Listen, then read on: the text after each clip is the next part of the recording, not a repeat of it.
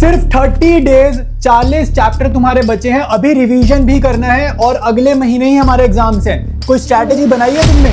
अगर तुम उनमें से हो जो वन शॉट देखकर चैप्टर खत्म कर रहे हैं, क्वेश्चन सॉल्व कर रहे हैं, तो याद रखना कभी भी नंबर नहीं है। सब्जेक्ट का बेस्ट रोड मैप पूरे यूट्यूब का मैं अब तुम्हें देने वाला हूं। एवरीवन, मैं हूं आपका अपना मनन भैया और नया साल लग चुका है, जनवरी आ चुकी है, लेकिन नए साल में नया कुछ भी नहीं है, सिर्फ तारीख बदली है। देखो तुम लोगों के लिए नया क्या होगा जब तुम क्लास 12 से उठकर एक अच्छे कॉलेज में पहुंचोगे। तो अब वो टाइम है जनवरी का जब हमें मेहनत करनी है, क्योंकि अगले मंथ हम सबके एग्जाम स्टार्ट है। तो एक ऐसी स्ट्रैटेजी लेकर आया हूं जिसे हर बच्चा फॉलो कर सकता है, एकदम इंडिविजुअल स्ट्रैटेजी। जनरल बात नहीं कर रहा कि सबके ऊपर लागू हो जाएगी, क्योंकि मुझे पता है सबके ऊपर लागू कोई भी एक स्ट्रैटेजी नहीं करती। तो इंडिविजुअल अप्रोच से मैं तुम्हारे लिए स्ट्रैटेजी फॉर्म करके लाया हूं।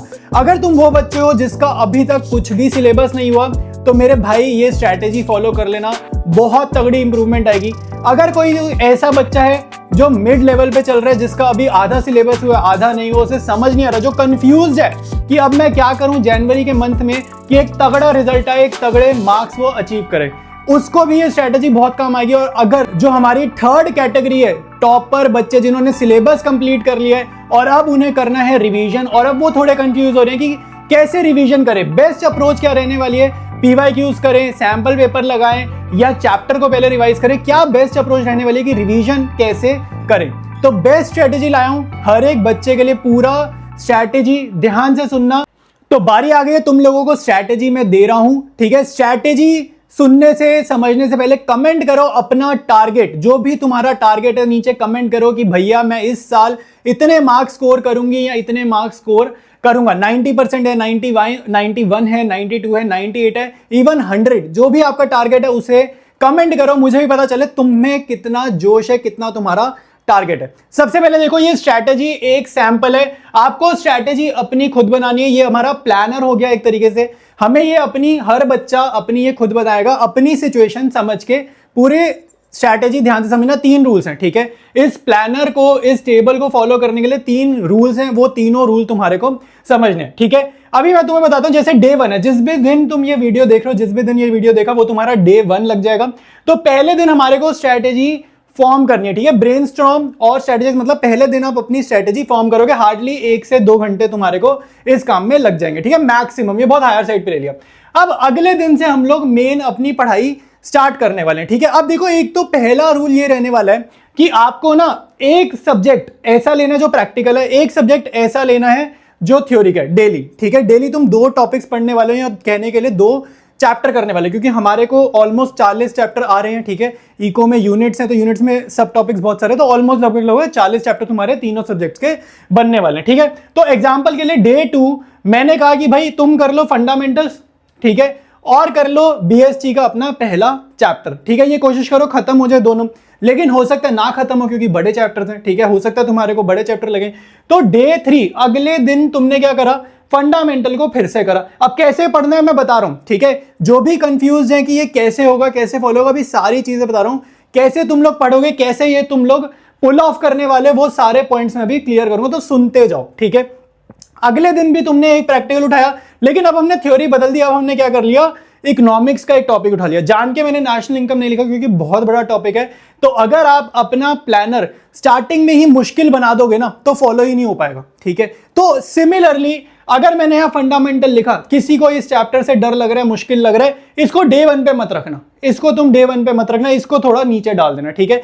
स्टार्टिंग में तुम इजी चैप्टर रखोगे, ताकि तुम्हें कॉन्फिडेंस आए कि हाँ तुम्हारा सिलेबस हो रहा है, तुम्हारा रिवीजन हो रहा है, तुम्हारी प्रैक्टिस अच्छी हो रही है, कॉन्फिडेंस आएगा तभी नंबर आएंगे, ठीक है। सारा ना माइंड गेम है, एक बार ही हमारा मेंटल लेवल अच्छा हो गया तो हम बहुत अच्छा स्कोर कर देंगे।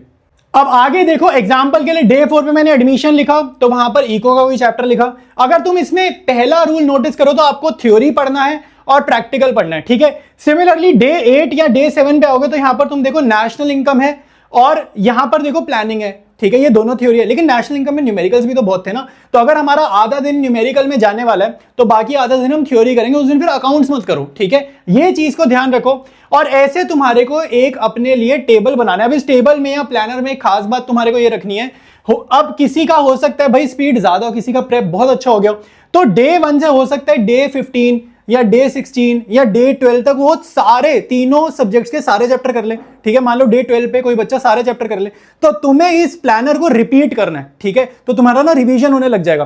तो अगर मान लो तुमने पहले 12 दिन में, ठीक है, 1 से पहले 12 दिन में सारे तीनों सब्जेक्ट के सारे चैप्टर कर लिए, तो 13th डे पे तुमने रिपीट करना है, ठीक है। 13th डे पे रिपीट करना है। अब वही मैं कह रहा हूं, हर कोई अपना बनाएगा। अगर तुम्हें लग रहा है तुम्हें टाइम लग रहा है, हो सकता है तुम्हारे को 20 दिन लग जाए, ठीक है, हो सकता है तुम्हारे को 20 दिन लग जाए, तो तुम्हारा फिर रिपीट पूरा नहीं हो पाएगा ना। लेकिन तुम फिर क्या करना, जो तुम्हारा सेकंड राउंड होगा ना, उसमें हैवी वेट चैप्टर्स को रिपीट करना। हैवी वेट चैप्टर जो तुम्हारा सेकंड राउंड होगा, यानी कि 21st डे से, ठीक है, जो मंथ एंड होगा जनवरी 31 लगेगी, इन 11 दिन में तुम अपना हैवी वेट चैप्टर करना। हैवी वेट क्या है, सारी चीजें बता रहा हूं, ठीक है, कौन से टॉपिक, सब पे क्या फोकस करना है, चैप्टर वाइज सारी चीजें मैं तुम लोगों को अभी बताने वाला हूं, तो टेंशन मत लो, ठीक है। समझ में आया प्लानर कैसे बनाना है, ठीक है। आपको अपने अकॉर्डिंग बनाना है, जितने कम टाइम में होगा उतनी ज्यादा साइकिल आप रिपीट कर पाओगे, जितना ज्यादा टाइम लगेगा उतना कम हम रिपीट करके कर पाएंगे। लेकिन दिक्कत की कोई बात नहीं, सब अपनी पेस अपने अकॉर्डिंग ये प्लानर बनाओगे, रिजल्ट सबका बहुत अच्छा आएगा। अब बारी है कि कैसे पढ़ोगे तुम आखिरी 30 दिन। जो तुम्हें मैंने प्लानर बताया अभी, वो कैसे फॉलो करना है, पढ़ना कैसे, वो चीज मैं तुम्हें बता रहा हूं। देखो, टीएस ग्रेवाल के इंपॉर्टेंट क्वेश्चन जरूर कर लेना, ठीक है, इसमें गड़बड़ नहीं करनी, इसको जरूर कर लेना, ठीक है। इसके बाद नोट्स तुम्हारे को जरूर फॉलो करने हैं इकोनॉमिक्स के और बीएसटी के, ठीक है। मैं दोनों के नोट्स दे रहा हूं व्हाट्सएप चैनल पर, इनको जरूर करना। पीवाईक्यूज के इकोनॉमिक्स के नोट्स जनवरी 10 को आ जाएंगे, ठीक है, जो भी मैंने तुम्हें प्रॉमिस कर रखा है, सारे नोट्स आएंगे। तो ये नोट्स तुमने जरूर फॉलो करने, इनको अच्छे से पढ़ना। बीएसटी के ऑलरेडी आ रखे हैं, इको के आने वाले, ठीक है। टीएस ग्रेवाल के इंपॉर्टेंट क्वेश्चन दिसंबर रोड मैप वाले वीडियो में डाल रखे हैं, तो वहां से जाके चेक कर लेना। अब देखो टाइम कम है, तो आपको वन शॉट्स और रैपिड रिवीजन की हेल्प तो लेनी है, लेकिन इसमें क्या खास क्या अप्रोच लगाओगे कि एक तो वन शॉट को पहले अच्छे से समझ लेना, चीजें एब्जॉर्ब करना, क्योंकि वन शॉट में ना चीजें जल्दी जल्दी बताई जाती हैं। दूसरी एक चीज मैं तुम्हें वन शॉट का एक लूप होल बता देता हूं। वन शॉट में कई बार क्या होता है, कुछ चीजें रह जाती हैं, तो आपको क्या करना है, एक ही चैप्टर के 2-3 वन शॉट देखने अलग अलग टीचर्स के, ठीक है। मैं जेन्युइनली ये बात बता रहा हूं, क्योंकि वन शॉट में कभी कभी कुछ ना कुछ रह जाता है, तो वो तुम्हारा ना रह जाए, तो वन शॉट 2-3 अलग अलग टीचर्स के तुम देख लेना, और उससे ये बेनिफिट होगा, एक तो तुम पे ज्यादा वैरायटी ऑफ क्वेश्चंस प्रैक्टिस हो जाएंगे और कुछ छूटेगा नहीं, ठीक है। तो वन शॉट और रैपिड रिवीजन में ये अप्रोच जरूर लगाना। दूसरी इंपॉर्टेंट चीज यार, प्री बोर्ड तुमने दिए और तुम्हें पता तुम्हारा बेड़ा गर्क हो चुका है, तुम्हारे आए होंगे, मैं बता देता हूं, तुम्हारे 80 में से 40 या उससे कम होंगे ज्यादातर बच्चों के, मैंने देखे हैं रिजल्ट, इसीलिए बता रहा हूं, अकाउंट्स में खासकर। तो तुम्हें पता है हालत तुम्हारी खराब है। प्री बोर्ड में जो भी चैप्टर्स में तुम गलतियां करके आए हो, प्री बोर्ड्स की जो भी तुम्हारी आंसर शीट है उसको एनालाइज करो, उन टॉपिक्स पे, उन चैप्टर्स पे काम ज्यादा करना है, ये चीज ध्यान रखना, ठीक है। तो प्री बोर्ड्स के, ठीक है, नंबर कम आए, लेकिन एनालिसिस जरूर करना। उसके बाद हर कोई इस टाइम पीवाईक्यूज की तरफ भाग रहा है, हर किसी को सैंपल पेपर करने, हर किसी को बुक खरीदने की पड़ी है। देखो, बुक खरीदने से नंबर आते हैं क्या? बुक खरीदने से नंबर आते हैं तो बता दो, बुक खरीदने से नंबर नहीं आते। अब तुम खुद समझो जरा, थोड़ा सा दिमाग लगाओ, तुम्हारे प्री बोर्ड्स में हालत खराब है, इसका पहला क्या चीज हमें समझ में आ रही है कि तुम्हारी प्रिपरेशन ही अच्छी नहीं है, अभी तुम्हारी पकड़ ही नहीं है हर चैप्टर पे, तभी प्री बोर्ड्स में नंबर नहीं आए। तो तुम पीवाईक्यूज और सैंपल पेपर अभी अटेम्प्ट मत करो, ठीक है। जनवरी का महीना अपने आप को स्ट्रांग बनाने में करो, अपनी बुक को अच्छे से समझो, सारे इंपॉर्टेंट क्वेश्चंस, इंपॉर्टेंट टॉपिक्स को अच्छे से पढ़ लो, रिवीजन हो जाए, ठीक है। 2 बार 3 बार जनवरी का मंथ अपनी बुक्स का रिवीजन कर लो, 2-2 3-3 4-4 बार, जितनी बार तुमसे हो सकता है। चैप्टर वाइज पीवाईक्यूज और सैंपल पेपर्स में हम फरवरी में आएंगे, मैं जेन्युइनली बता रहा हूं। अगर तुम्हारा सिलेबस अच्छा हो गया तो पीवाईक्यूज और सैंपल पेपर में 10 दिन भी नहीं लगते, 1 फरवरी से 10 फरवरी में सारा काम खत्म हो जाएगा। अगर तुमने इन स्टेप्स को फॉलो करा तो जनवरी बहुत क्रूशियल है, पहले अपने चैप्टर मजबूत करो, फिर पीवाईक्यूज और सैंपल पेपर्स पे आना। अभी मत आओ, अभी जरूरत नहीं है, ठीक है। टाइम वेस्ट होगा और पैसा भी वेस्ट करोगे खाम का। अगला सवाल तुम्हारा आता है भाई कि कितने घंटे पढ़ना है। अब जेन्युइन चीज मैं तुम्हें बता रहा हूं, देखो 12th में हो, छोटे तो हो नहीं, अगर स्कूल जा रहे हो तो 4 घंटे की सेल्फ स्टडी तुम्हें करनी है। अगर स्कूल नहीं जा रहे हो, छुट्टियां वुट्टियां कर रहे हो, तो मैक्सिमम जितना इनपुट तुम दे सकते हो उतना इनपुट दो। 8 घंटे पढ़ सकते हो, 8 पढ़ो, उससे ज्यादा पढ़ सकते हो, उससे ज्यादा पढ़ो। तो बारी आ गई है तुम्हें बताने की कि कौन कौन से टॉपिक्स ऐसे हैं जो बार बार आए हैं, हर साल रिपीट हुए। तीनों सब्जेक्ट्स के मैं तुम्हें बताने वाला हूं, अकाउंट्स के, इकोनॉमिक्स के और बिजनेस स्टडीज के। सबसे पहले बात करते हैं अकाउंटेंसी की। तो जो हर साल आया है, तुम्हारा पास्ट एडजस्टमेंट गारंटी में से हर साल सवाल आया है, ठीक है। बैलेंस शीट शेयर चैप्टर की कोई मत छोड़ के जाना, हर साल आती है, फ्री के नंबर है। अगर तुम्हें मैं पहले बता रहा हूं ये आनी है तो प्रिपेयर करके जाओ ना, तुम्हारे लिए फिर वो फ्री के नंबर है, ठीक है।